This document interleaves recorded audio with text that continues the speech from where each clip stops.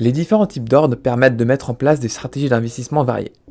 Celui qui est le plus utilisé, c'est l'ordre au marché qui nous permet d'acheter des actions en quelques secondes. La valeur de l'action peut cependant légèrement changer entre l'achat et l'exécution de la transaction. Il faut faire attention quand on utilise ce type d'ordre sur des actions très peu liquides, car on peut se retrouver à payer un prix supérieur à leur valeur réelle. L'ordre à cours limité, quant à lui, est un type d'ordre qui exécute l'achat de l'action que si elle descend jusqu'à atteindre la valeur égale ou inférieure au prix qu'on a demandé. Le problème avec ce type d'ordre, c'est que la transaction ne sera jamais effectuée si la valeur de l'action ne descend pas jusqu'à celle qu'on a demandée. Il y a presque toujours une limite sur la différence de prix entre la valeur de l'objectif de vente ou d'achat et la valeur actuelle.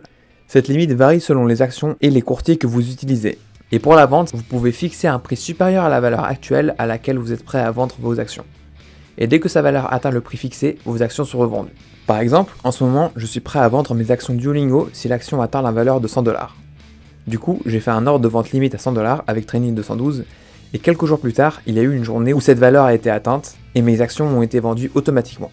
Donc, j'ai gagné du temps car j'ai pas eu besoin de surveiller le prix de l'action, et en plus, j'ai pu le vendre à un prix très intéressant, car sa valeur est montée puis redescendue, comme on peut le voir sur la courbe. Il n'y a pas de frais supplémentaires pour les ordres limites, et on peut les supprimer n'importe quand.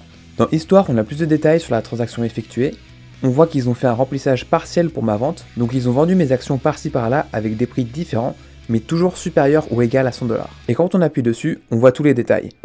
On voit que j'ai créé l'ordre limite le 6 juin à 20h17, le prix limite qui est de 100$, le nombre d'actions que je souhaite vendre, et on voit que mes actions ont été vendues le 8 juin à 15h56. Donc pendant que j'étais probablement en train de tranquillement travailler sur le montage d'une de mes vidéos. En dessous, on voit que mes actions ont été vendues pour 100$ et 9 cents.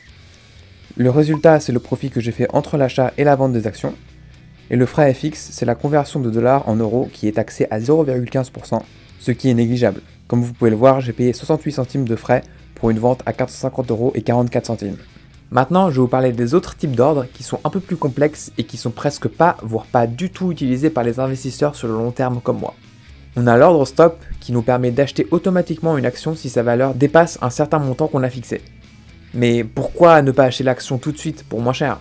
Eh bien, il peut y avoir des scénarios où si la valeur de l'action en question commence à augmenter, elle se retrouvera prise dans son élan et augmentera encore plus, et grâce à l'ordre stop, on peut en profiter si ça arrive.